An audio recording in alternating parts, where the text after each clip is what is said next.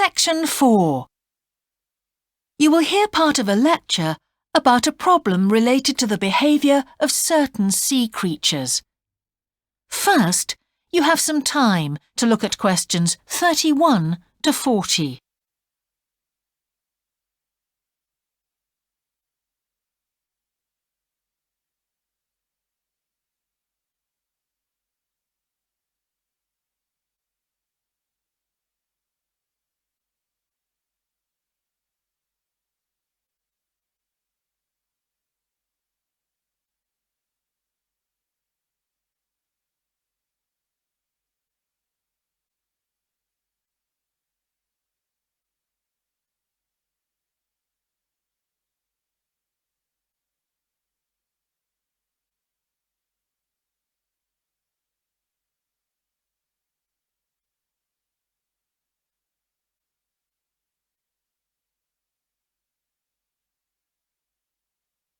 Now listen carefully and answer questions 31 to 40.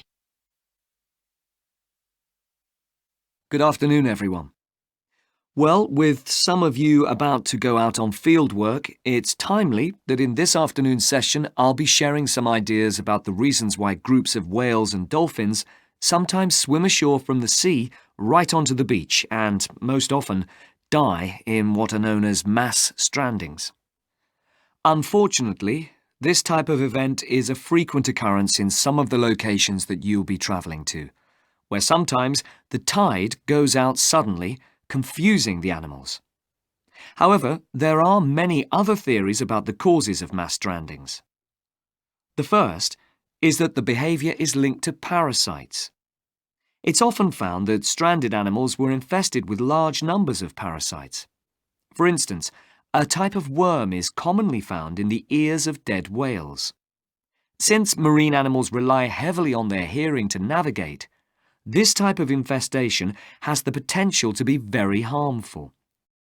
Another theory is related to toxins or poisons.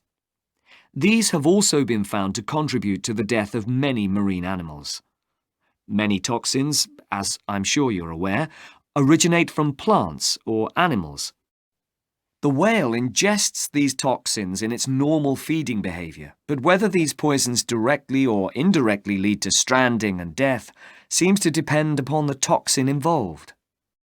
In 1988, for example, 14 humpback whales examined after stranding along the beaches of Cape Cod were found to have been poisoned after eating tuna that contained saxitoxin, the same toxin that can be fatal in humans.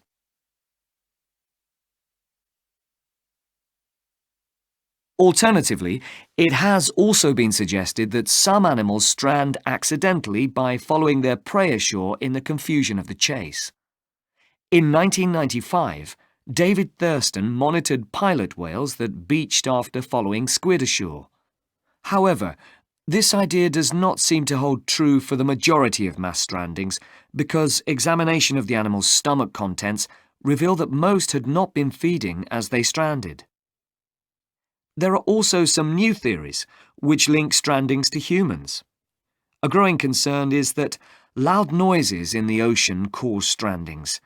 Noises such as those caused by military exercises are of particular concern and have been pinpointed as the cause of some strandings of late. One of these, a mass stranding of whales in 2000 in the Bahamas, coincided closely with experiments using a new submarine detection system.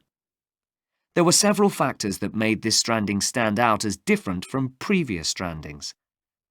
This led researchers to look for a new cause. For one, all the stranded animals were healthy.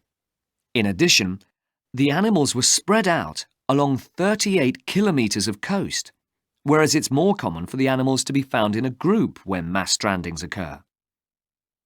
A final theory is related to group behaviour and suggests that sea mammals cannot distinguish between sick and healthy leaders and will follow sick leaders, even to an inevitable death. This is a particularly interesting theory, since the whales that are thought to be most social, the toothed whales, are the group that strand the most frequently. The theory is also supported by evidence from a dolphin stranding in 1994. Examination of the dead animals revealed that, apart from the leader, all the others had been healthy at the time of their death. Without one consistent theory, however, it is very hard for us to do anything about this phenomenon except to assist animals where and when we can. Stranding networks have been established around the world to aid in rescuing animals and collecting samples from those that could not be helped. I recommend John Connor's Marine Mammals Ashore as an excellent starting point if you're interested in finding out more about these networks or establishing one yourself.